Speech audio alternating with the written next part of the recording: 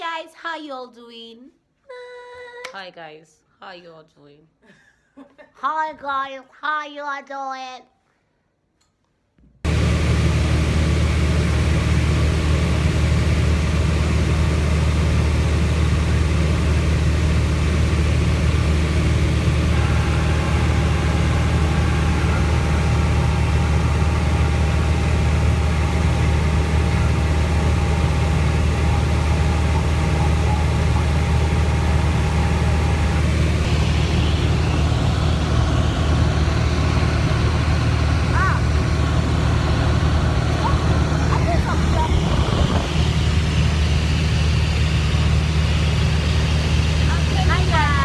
Welcome back. Have you all been? Like, what's been happening out there? Okay guys, there's something I want us to talk about, and it's being rusty. Like, when you talk about somebody being rusty, you're talking about like when you've stayed on ground for too long, you've not flown, some of the repercussions, like some of the things that can happen when you've not flown for a very long time. And seriously, I've not experienced, I hear people talk about it, but I've not really experienced it until lately, when I experienced it and I got to see it real. So like, I don't just want us to talk about, okay, when you've not flown, okay, what happens and all that. I want to talk about like some mitigations, like what you can do so that you don't get rusty when you've not flown for a very long time.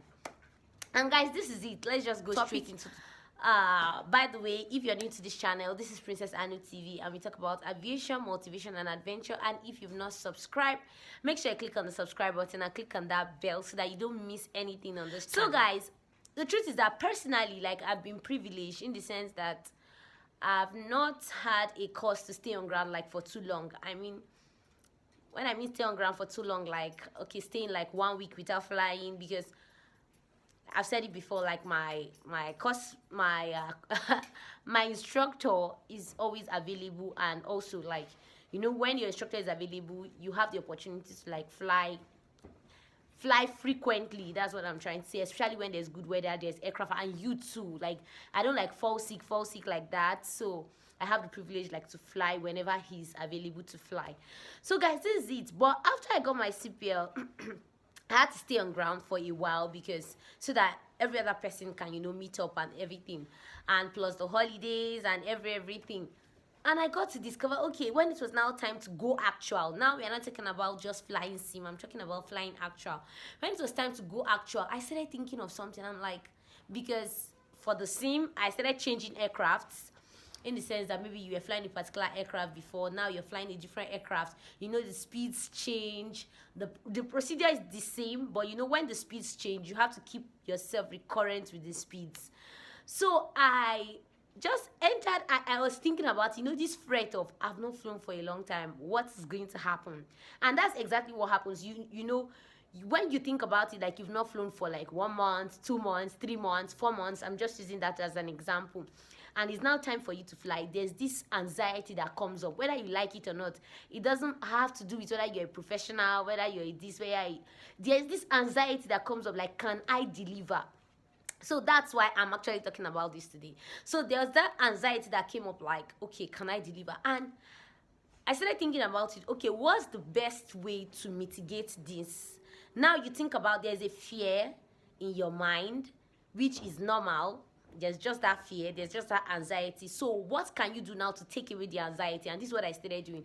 I took up my note, I started going through the speeds, I started going through the procedures and everything, so that I don't miss anything. I started simulating the whole flight from the beginning, like from startup, radio calls, taxi, you know, power checks, align to the runway, take off, what you do after takeoff, and every single thing.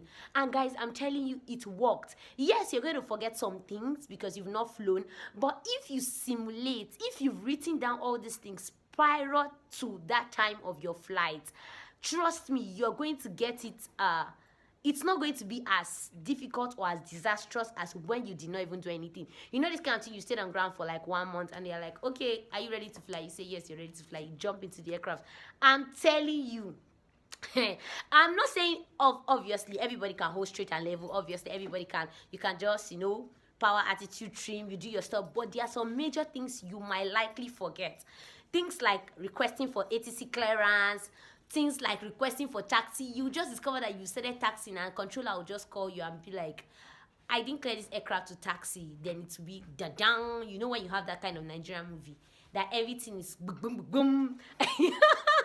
Or you mistakenly, I don't know whether that has happened to you before, because I know I've done it. It has happened to me before, like calling for starting up the aircraft without ATC clearance, like to start up. It has happened to me before. And you see, these things happen when you're rushing, when there's anxiety, and when you are practically not prepared. So for my own advice, if you're rusty, what I'm going to tell you is start preparing for the flight before time. If you've not flown for like 1 month, 2 months, 3 months, whatever the time, it doesn't matter. If you simulate the flight before the flight, you are going to have the opportunity to, you know, balance yourself. Discuss with people. I'm going to say rehearse your radio calls, rehearse your approaches, every single thing you think you will likely do in the flight. It's good, especially the basic things. Not if, you know, as student pilots, like if you're going to learn a new thing, it's actually different because the instructor obviously wants to teach you a new thing, so that's different. But if you're not going to learn a new thing, the ones you've learned before, rehearse them, like simulate them.